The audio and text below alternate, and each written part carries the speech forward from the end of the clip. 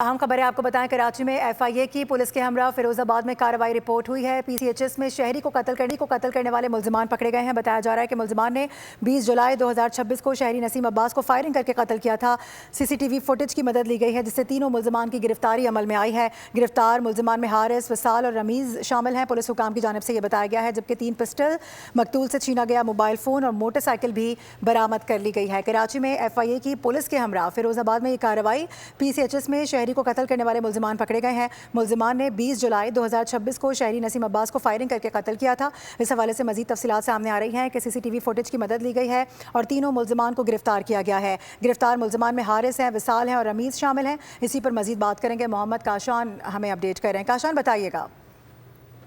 जी बिल्कुल, देखें, वफाकी साहब बता रहे हैं कि पुलिस के हमरा फिरोजाबाद में कार्रवाई की गई है। हुकाम का बताना है पीसीएचएस ब्लॉक 2 में शहरी नसीम अब्बास को कत्ल करने वाले मुल्जिमान पकड़े गए हैं। गिरफ्तार मुल्जिमान ने 20 जुलाई को शहरी नसीम अब्बास को फायरिंग करके कत्ल कर दिया था, जबकि सीसीटीवी फुटेज की मदद से तीनों मुल्जिमान की शिनाख्त की गई है और मुल्जिमान की शिनाख्त जो है हारिस, विसाल और रमीज के नामों से इनकी शिनाख्त हुई है।